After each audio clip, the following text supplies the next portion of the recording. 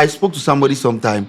Later, the person was like, "Do you know you were body shaming me?" Like, I didn't even have that in mind. Okay. Like, now the issue was that we went for shopping. Yeah, shopping American, not Accra Mall shopping, like just the roadside shopping. We were buying slippers, and I wear size 44, and then her size was 40. Hey, Oba, we share 40.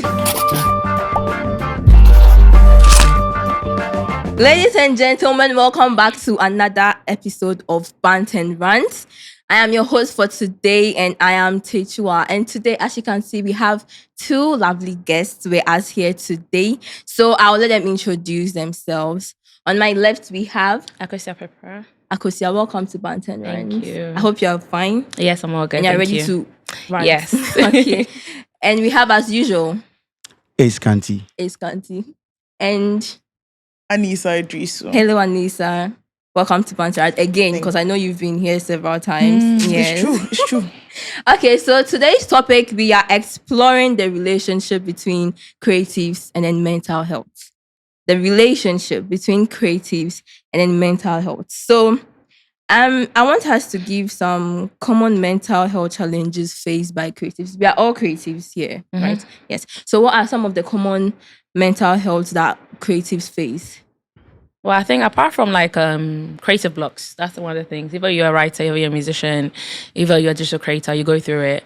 And obviously anxiety, because most of the time you have to be quite social within our environments. And then I'll probably say depression is probably one of them, yeah. There's other things as well, but I think anxiety, depression, and like creative blocks are the main thing. Anissa? Yeah. I think she has said everything. I was going to say anxiety and depression. Okay. They are the two most rampant things among creatives that I know of. Okay, Skansi. Criticism. They criticize because of my space. I face a lot of critics from people. Every time they have to complain, even if you give your take about something, that's my take. But at the end of the day, they feel like you are not being right, or maybe you are ass licking, or you are paid to do whatever you have to do. But at the end of the day, I'm just speaking what I feel, or what I think is true. So that's what I mostly face. But yeah, we have good and bad criticisms. Oh yeah, we have some that probably someone will tell you to improve on what you are doing. That's normal. But in instances where someone will come to your DM or probably in the comment section and be like, I know, like they just go ahead and then start insulting you. You can criticize me by educating me, but then people where we find ourselves, they'll criticize you as a way of insulting you and then to tarnish your image. We were here when you started. Look at We you. made Right now, you didn't make anybody. We were here when you started. We have given you small platform. You didn't create the platform for me. I created it myself. How did you give me a platform? The studio is not for you. You are just on Twitter. When I tweet, you retweet or you like. How did you give me the platform? But yes, that's what we are facing now. So. Personally, do you face any sort of anxiety or depression? With my work, Yeah. no. With my work, my work is full of happiness. So yeah. So you don't let the bad energy get No. to you? No. For me, I think first I used to, but in recent times, I don't even care about the comments. You see me on social media, and at first when you see someone, they start criticizing, I'll come and explain myself. In February, I advised myself that I even posted on Twitter. I'll just tweet and mute notifications. If you take my phone, my Twitter notifications are off. I just see the comments and then I laugh. Sometimes people can be like, oh, Charlie, you really try. You're not minding anyone. But say whatever you want. You see, I feel like the more you reply people, the more they will talk. Yeah. So I can see this comment. Now I'm going to stand in front of the mirror, boy, not come myself, but I'll just keep quiet, go back to the tweet. Now I've stopped blocking people. First, I wanted to be like Sarkodie, but I couldn't maintain the composure. I was blocking. But now I've gotten the Sarkodie inspiration. I don't block anymore. I'll see the tweet. There's one guy in my comment section for like a month now. Anytime I tweet, this guy has my notification on. Then he'll come and insult on top of what medical told me. Then now he's adding every single time. Sometimes I feel like replying him, but I feel like no. The moment I reply, I've boosted his energy. But when he does it continuously for 3 months, he will stop. I won't block him. He should continue. Stop. Okay. He has the president's picture as his profile picture. Yeah, that's the sad thing. Anissa, so recently you were dragged on Twitter. X, right? And I know this is not the first or the second time you've been body shamed on X. So, but then before I ask, what would you consider as body shaming to you? What would I consider as body shaming? Unwarranted comments about somebody's weight. To me, that is body shaming, especially if you are not within the person's circle. Let's say I post a picture. Maybe I'm feeling good in the picture and come, hey, you've grown fat too. That is body shaming. Because if you think I've grown fat, me that I'm in the body, don't you think I know? Like, don't you think I scrutinize myself every day?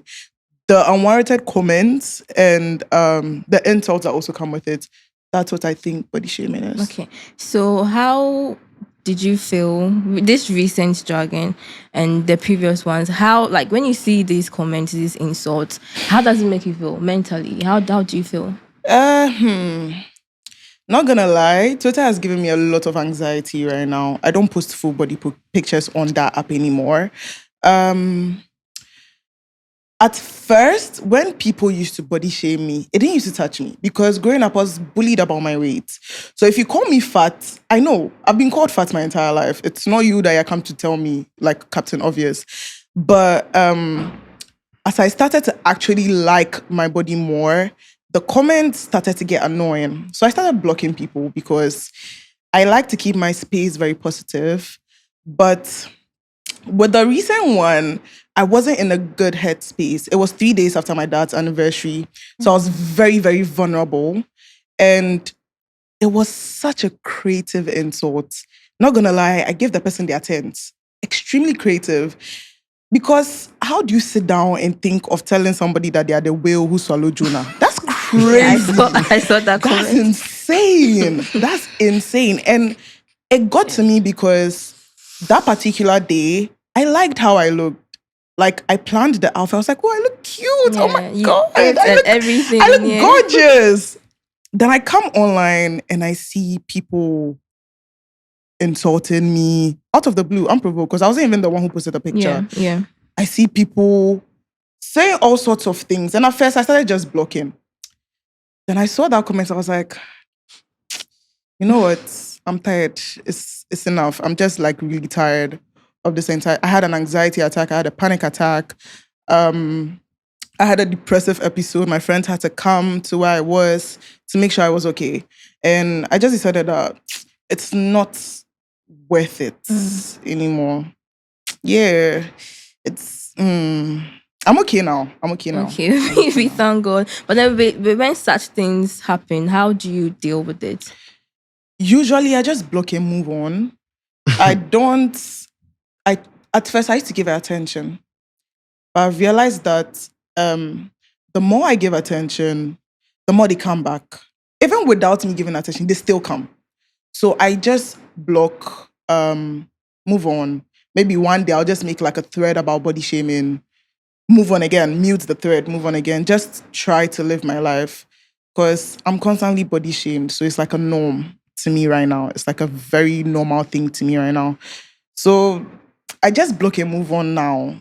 I don't really have any coping mechanisms. Yeah.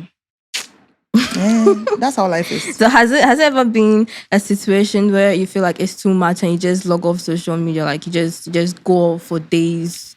Or I used to deactivate my accounts constantly just so I wouldn't see what was happening. But I lied to myself that I can handle it. So I was trying to grow a tough skin, basically. So by seeing the comments, I was telling myself that, this will character development. This will make me like tougher. This will make me tougher. But the last one really shook me. Really. So are you prepared for another one if it should come? Prepared? It's a war. Because they're going to keep on coming. I will leave the app. Like, I'm not ready to continue to put my mental health up. Because me like this, I'm clinically depressed and I have clinical anxiety too. So why would I put myself through that to make my condition worse? I've realized I love Twitter. I love X. I love the app because I've met a lot of good people through it. But I'd rather not, excuse me to say, unalive because of people on that app. Yeah. because I was very close. And after I got out of my depressive episode, I just realized it wasn't worth it. So I'm not going to ready myself for it again. I'm done. I'm done. You're done. Yeah. Okay. Is it okay if I ask a question? Okay. You know when you said that you're clinically like depressed and stuff like that, and then you also said that you become numb to it, and you also don't have a coping mechanism. So when they diagnosed you, right? They didn't give you anything? They've given me meds, Oh no. but I haven't bought them. Oh no. I'm just sailing through Okay. life. Yeah. Okay. Akot, have you ever been body shamed or had anything done to you that has affected you mentally as a creative? Yeah. So not body shame. My one actually was actually from family. Mine started from family. Okay. So I started from when I was about 13, 14. So in the UK, from between 13, 14, you start choosing your GCSEs as like in high school. And that usually like prepares you for what you're going to do in college and then uni. So obviously, you're not African parents. It's either you're a doctor, lawyer, something in finance, stuff like that. And that's basically what my parents was pushing me to do. But I knew that I like arts, like that's my field. So it came from like a place of, we want you to do this, you're not doing it. Being misunderstood, the silent treatments, you are kind of like getting to a point you're basically disowned. You're walking around the house, but no one really cares about you. And you're 13, 14. Like literally 13, 14. So that's like, first, if you don't even know what mental health is, your parents don't know what's going on, that how it affects you, because they come from a place, they all grew up in Ghana, they were born here, grew up here, and they migrated. So they don't even understand how emotional trauma, emotional like well-being even is. So that is what got me into depression, to the point of like suicide and everything. And it was actually my teacher. So when I'm a very bubbly, I'm a very animated person.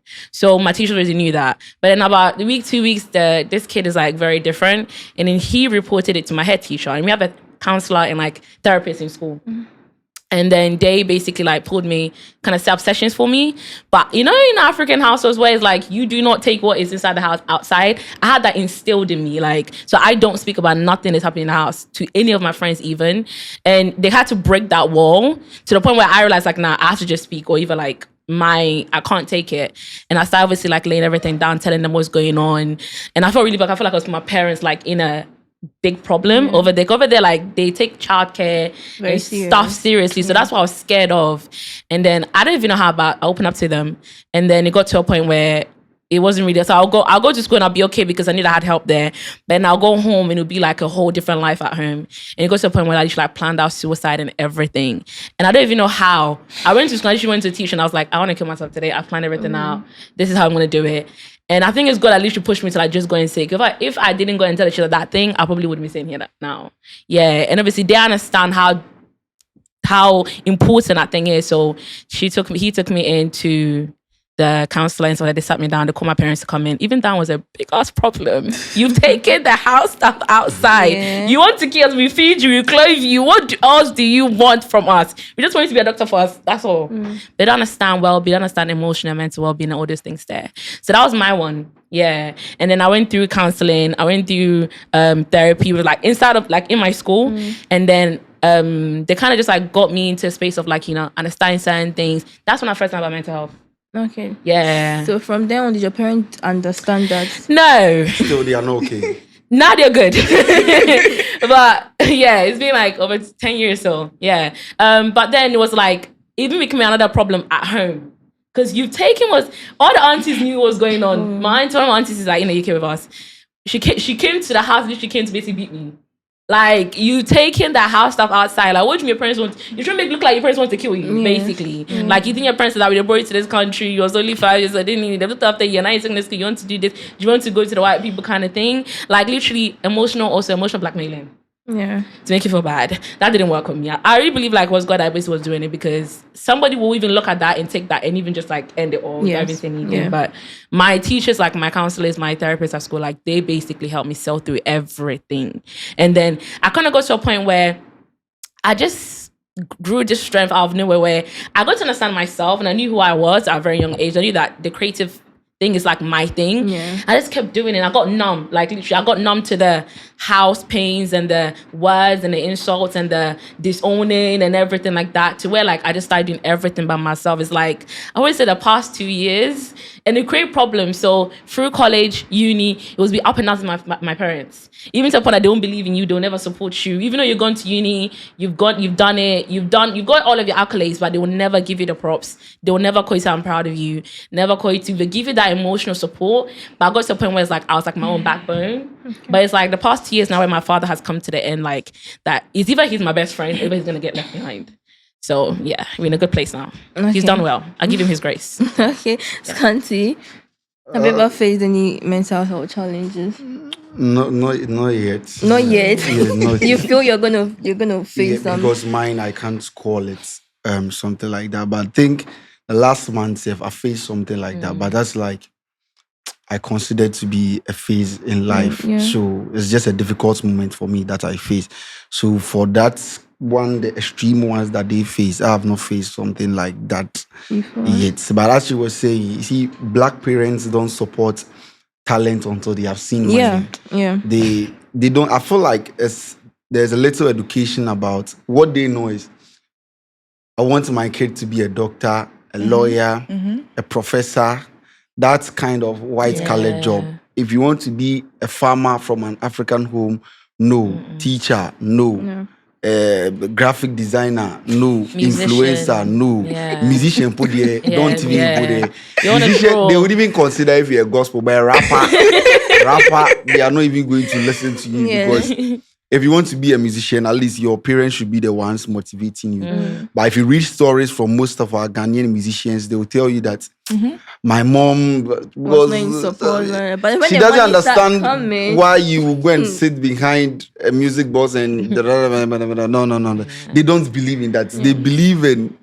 I don't know why we are from traditional homes, but our parents are so inclined towards the white-colored jobs. My father is a farmer. He doesn't want me to be a farmer.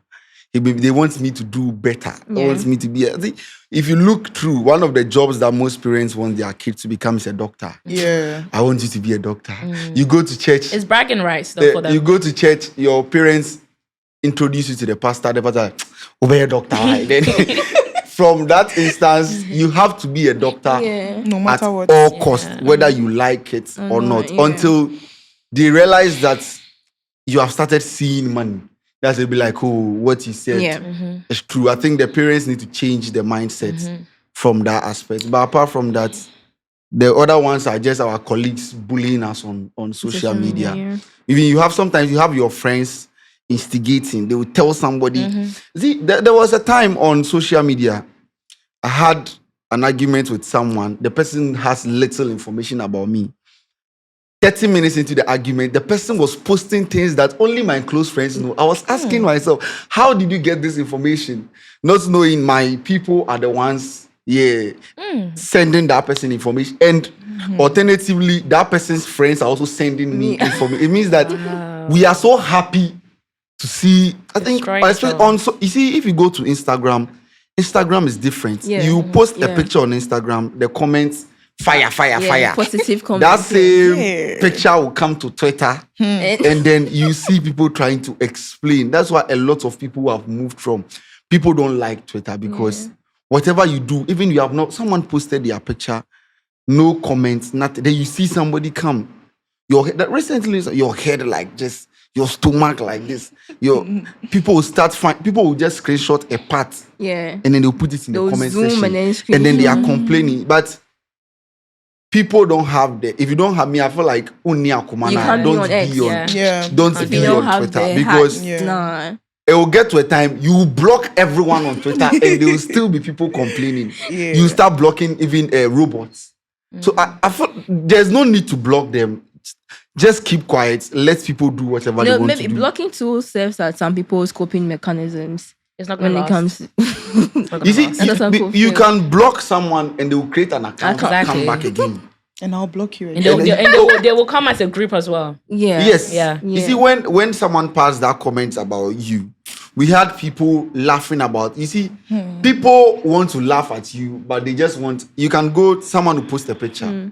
You go through the comment. The first thing you see is the comment you are looking for unless you type it yourself. Yourself. It means that person is well waiting. informed about what he wants to say. Yeah. She's just sometimes even Waiting for an you can see a opportunity. post and you be like, let me go through the comment, because Yeah, deep yeah. down you Yeah. expect to see one foolish guy in the Yeah. comment section. It is very, very common in our Yeah. society here. People don't care about your mental health. They just want to tell you their mind. Opa jitum, If you opa like, men yeah. jitum. We Yeah. have to start arresting people for such comments. We don't take those things It won't work, seriously. because I remember last year I posted a picture because I posted something because somebody was trying to send me unsolicited nudes. So I was like, why would you do that? And somebody came to comment under that, like unprovoked. Like it wasn't even related to the picture. The person was like, you that you came to do abortion at our hospital. I was like, Hey, relax. What do you person like? say you that you came to do I abortion? came to do, and I was so confused. So I asked, like, where do you work? And they were like, oh, why should I tell you? My father is this. Then I threatened the person that, oh, like, I will sue you. And then the person changed. And the person literally typed out that everybody bullies you and you don't talk back. It is only when it's my turn that you're threatening to sue me. Hey. And I just sat down and I was like, So people So do they have to use intention. abortion. They're waiting for the opportunity Yeah. to come at you. like, wow. You know, if true, like you do the abortion, you go to the hospital, shatter them. Yeah, that one also, yes. That one Yeah, is also that a person crime. can force you to go Yeah. to the hospital, and then you go and face And them. But I here's was- the case where it's not true. It wasn't true. And, And I then was, people are doing it, so I want to do like. and the funny thing is, a week later, people started sending subliminals that small play and you're threatening to sue someone. I was like, you people like to joke on that Apple. Like, you may not, I'm a public figure. I have followers. So if you're Feel free. What is who you are is you. Yes. if you're coming to say I have done something, I have not, and that goes to certain ears, Yeah. it goes against me as a person. So you will sit there and say, oh, boys there, if boys play with each other, it's fine. But if a girl does, then she threatens you. I was so mad because you don't even know half of the things I go through on a daily. There are times where I just tweet something normal. Somebody will come and say, oh, you're a prostitute. Everybody in blog C has slept with you. And I don't say anything. I don't tweet about it. I'll block and move on. The next day, like for the past year, there has been targeted harassment to me. And I've just not been talking about it because I don't feel like if I talk about it, people come into my DMs and be like, oh, don't mind them. You're giving them attention. Don't mind them. But it gets to a point where it gets too much. I'm just 23 years old. I'm not even 25. My brain is not fully developed. And you are attacking me for just Posting your picture. existing. And other people also come and tell me that people come after me because people like me as a person. No, they know that you're easy target. Yes, that Yeah. too. Because growing up, my bully used to tell me that we bully you because it's easy to get you to cry. So it just felt like it was a repeat of everything that I've been through. And it's But I want us to tackle the issue of the body shaming thing. I think we have to get the explanation right for body shaming. I don't know how people understand it, but to me, sometimes I see some things not to be body shaming. I see it to be just. We have some things that I see to be normal. If probably you watch my baby like scanty, your head is big. To me, I see it to be normal. To me, I don't know the extreme that people say something like, let's say, Abba, you are gaining weight. If I tell you, I don't see it to be body shaming, but you can see countless times on Twitter, someone will be like, you are body shaming the person. The moment you tell somebody something that is not a compliment, they see it to be body shaming. I want people to explain that to me. The reason that you are pretty is not body shaming, but if I tell you that Nah. you are this and then it is body shaming, I want them to explain to It me. depends on where you're coming from. So where the person's coming from. Most people, when they're saying those things like you put on weight, you're this, you're that. It's not from a good place. It is not from a good place. First of all, you're not in the person's circle. You see, when she said that if it was from her circle, she would understand it more. Because if it's coming from my friends, my boyfriend, like family, I'm like, oh, they know me, like, and they know how you are, so they know how to even say it. Yeah. That it will kind of like you wouldn't take it thing, and you know they care about you. So if something is going really bad, they will tell you like a joke. You know when they're joking, you know when they're not. But when it's coming from someone outside, most of the time, very honestly, it's malicious. it's a few times that somebody will actually come to you that will actually say something, but they will really like, you can tell that it's really like from their heart, like just they care about you. And even those, they come to your DM, they don't come and come to you underneath your thing and do that. Nah. But people who come and just like comment that thing, they're laughing as they type it because they want you to like feel that thing like it from a like an insecurity. That's the reason why a lot of people, if you say, you are gaining weight or this, they kind of like feel hurt because they know that person, it is not from a place of love or care. And also sometimes it's because the person cannot find you attractive anymore. This is from like personal experience. The moment you gain weight and they can't find you attractive anymore, they want to tell you to lose weight so they can start finding you attractive again. That's projecting. Yes. Is that bad? It is bad. What if I don't want you to find me attractive? Because there was a time a lady posted a story on Instagram that her long-time mates that she met in school, they met at an event, and then when they met, the lady was like, "Oh, you have grown weight." And then she asked her, "What is she saying?" She was mad and she came to Twitter to complain. But I'm thinking, the way you were 12 years ago, that's not how you look now. So if I meet you, I'm like, "Oh, how about you have changed? You have grown." I didn't see anything wrong. And I saw people in the comments arguing in her favor. But in that instance, I don't see anything. You can say, so let's say, I say, you understand this, or maybe your skin, skin at torso. That one, they will see it to be cool. But if someone wants to complain it's not even a complaint. I don't know. You see, they were talking about familiarity. If it's coming from your boyfriend, your family relative, cool. But sometimes I feel like somebody, I don't know how to put it. People will take me out of context, but I feel like. But what you just said, the example you just gave, right, is that person probably maybe didn't give enough context, but it's not what you're saying, it's how you're saying exactly. it. That's what I was going to say. How did she say it? Somebody can see, maybe they've been friends with you for maybe, they've haven't seen maybe in 5 months, maybe adulthood, just back and forth, we haven't seen each other for 5 months.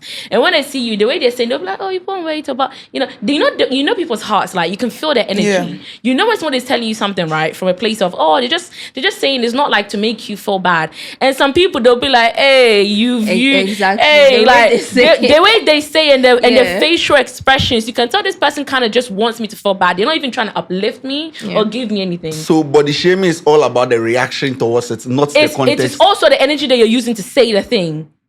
So if right now, that's what I'm saying. Your head is big. Your head is big. Could mean two different things. Is that what we are talking about? It can, yes.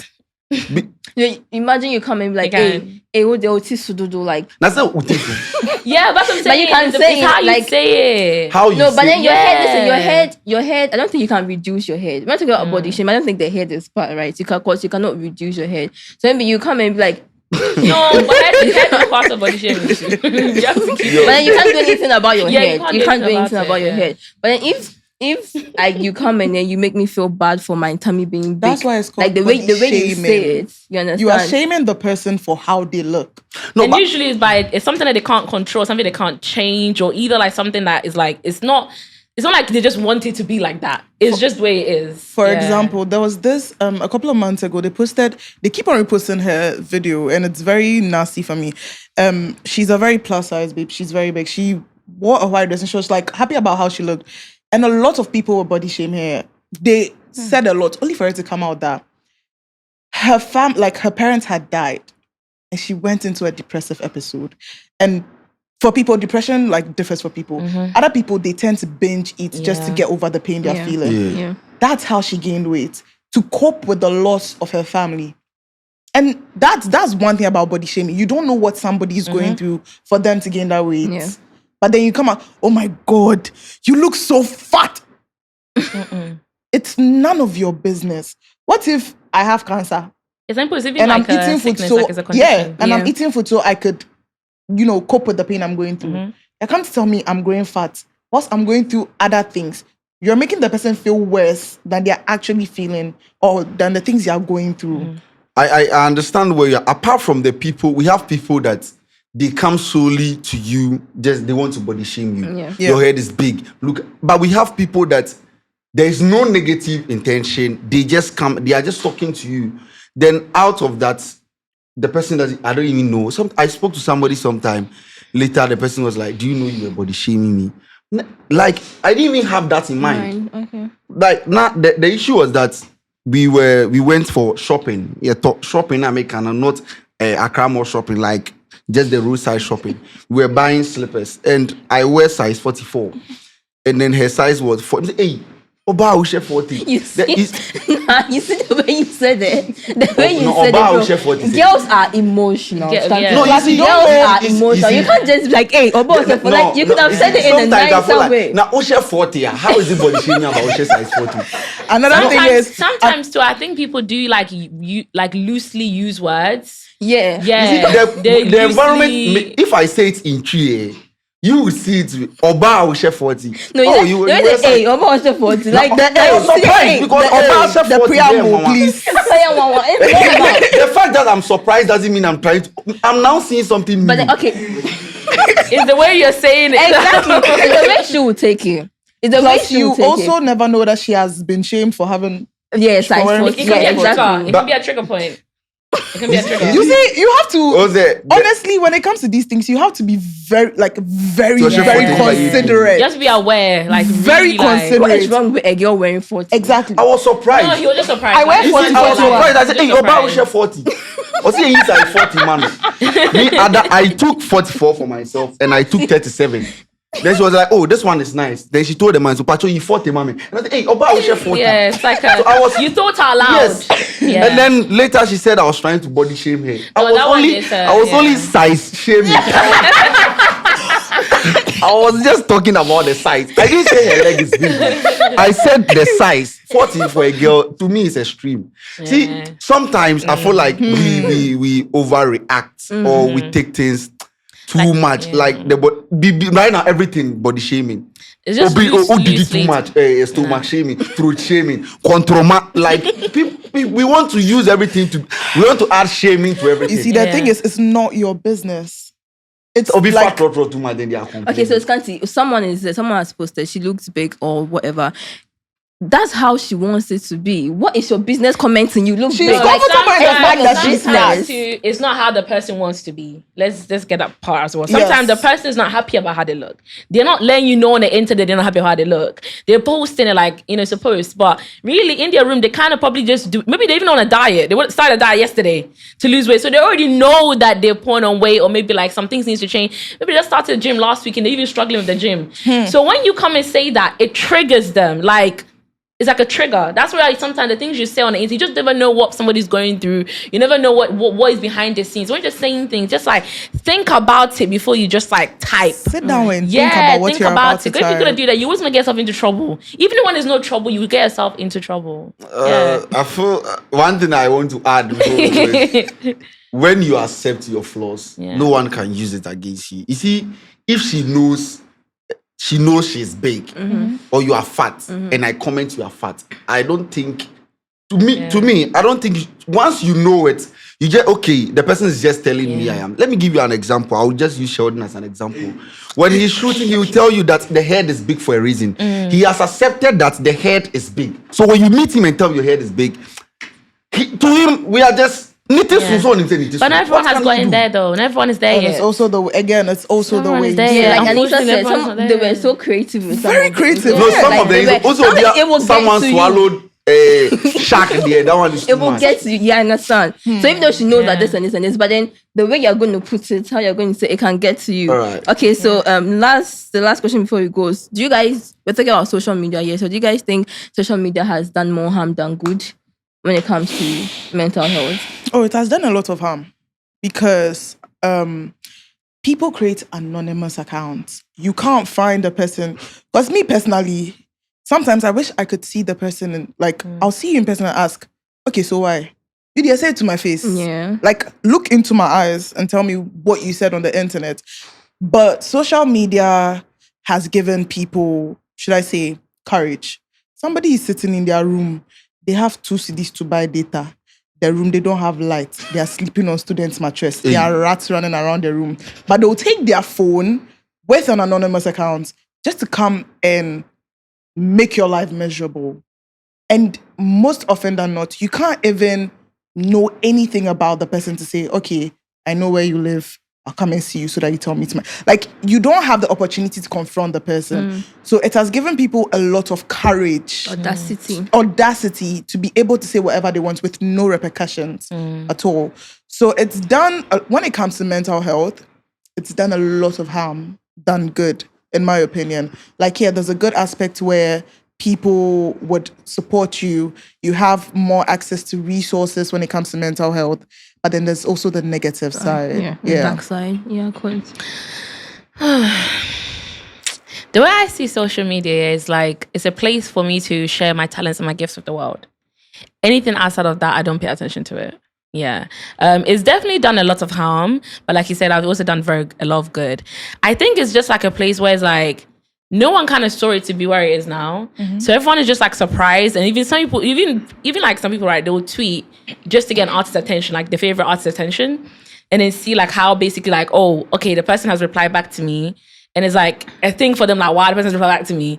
So I think it's just a place where people are just trying to figure stuff out. And they're just trying to like, you know, see how the place is. It's like you're being thrown into a deep end, but you have to just like survive in there. So it's good, it's bad. I think everyone's kind of confused on there. Everyone is just like, trying to figure out who they are, trying to find what they like, what they don't like. And then also projection. It's really about like your mindset before you enter into that place. If you are weak or like your mindset is not, you know, it's a bit shaky, a lot of insecurities and stuff, it's gonna either toughen you up, it's gonna swallow you up. Yeah. So that's how I personally see, like your mindset. That's like the base of everything, like over there. Yeah. It has done so much bad. Yeah.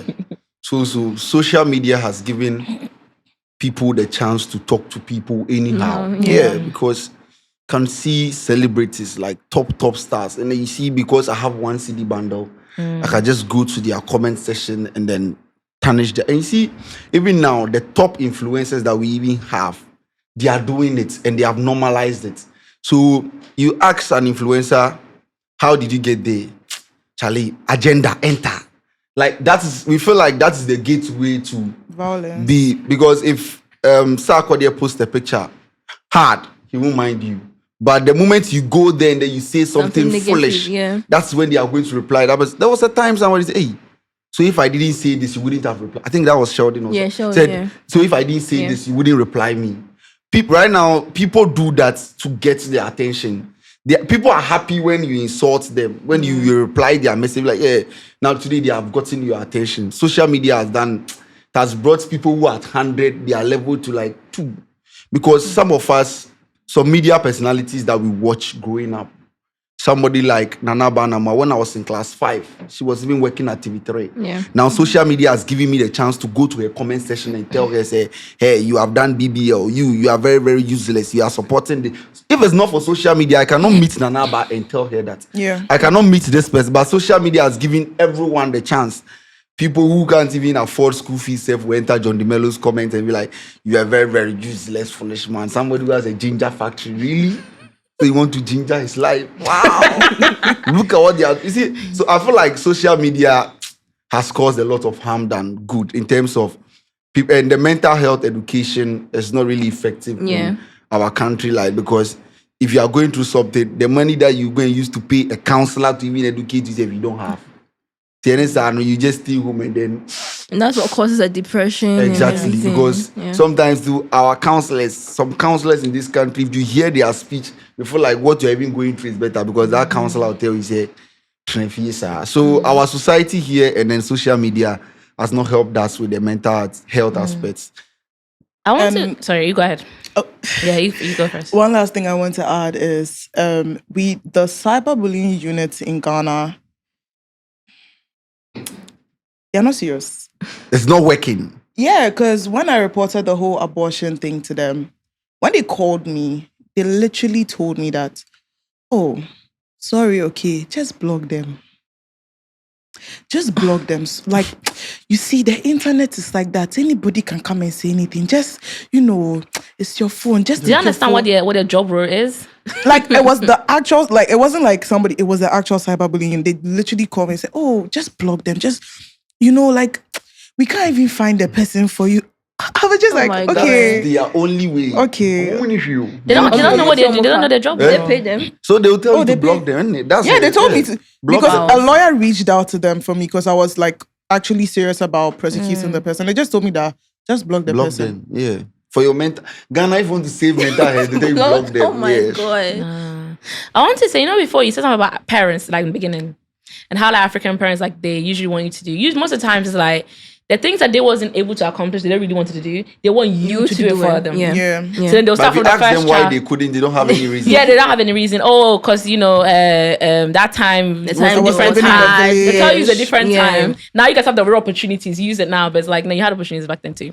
And one thing I also wanted to say was like bring a bit more light on when it comes to the mental health, like in Ghana here, and especially like in Africa in general, and the education also for like our parents, the adults, and also for the youth. Like you said, right? I think you said something about, or maybe it was you, about the education, your online education. Yeah. The reason why people like they'll tell you to block. The reason why people you say to somebody, oh, I'm depressed, and they'll tell you let's go and eat banku and stuff like that, is because it's like there's not a safe space that's been created. Yeah. So nobody actually feels safe to like say what they really feel. Yeah. Yeah. So even when you go to the house, your homes, you don't feel safe to go and tell your mom that I'm having anxiety. First of all, she won't even understand what you're saying. Yeah.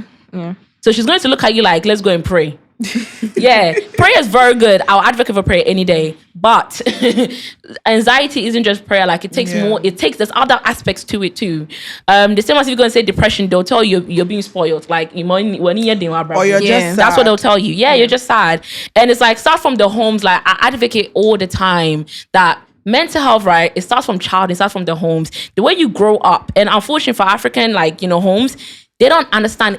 Our parents don't know anything about well-being. Nothing. Yeah. It's more of like numbing you, emotional blackmailing, mental blackmailing, to like, and then you have to just like toughen up and just walk through it and just like be, And that's like the biggest problem. So I always advocate for education on our parents. Like, everything I've been through with my parents, like I educate my father now. He went through anxiety at the beginning of the year and he didn't know what he was going through. And at the time, he was going through anxiety. He was going to be put on like depression meds. And I told him, don't take that. I was like, we're going to go through another way. And I was like, you just don't know what you're going through. So you just run into like anywhere. And they need help. Most of our parents, they're neurodivergent. Yeah. They also like have anxiety. They have depressions. They have a lot of things that probably we don't even realize. But if you was to look at your mom or your dad, right, you'd be like, damn. She's depressed. She's going through anxiety. She's this, she's that. But they don't even know what they're going through. So they don't know how to like get help. So it's just all about education. Like for me, I feel like the biggest thing is education on like growing up our parents and it's schools. Oh my God, sorry, but I have to say this as well. For us, for over there, we have counselors in our schools. We have therapists in our schools. Here, they don't have that. Aha. They don't have that. And that's like, I know it's gonna take us a while, but like, it's such a big thing for me, like getting counselors that are actually trained, that are actually passionate. It's not just money and having a title and going on radio stations every single day, but actually having the passion, having like the empathy to like, that job is not a job that you do because of money or because you want a title. It's just like your calling. Yeah. So if they're not, once they are called to it and they understand it, I had somebody who was he's in Legon, right? They messaged me because of what I do. I have people that message me a lot about like the mental health and like advice and stuff. Said that she messaged the counselor 3 months, they hadn't going back to her. She wanted to kill herself. Yeah. So it's just like parents, education, the whole system is a headache. Yeah, that's something I want to just like get that out there. Yeah. Counselor, no, he's going to. Yeah, the counselor, even the teachers even are going through it. Ladies and gentlemen, this has been an interesting episode, and like as we are saying here, you don't know what someone is going through, so please be nice. Please be nice to people in the comment section. I have been your host for today's ritual, and we are out.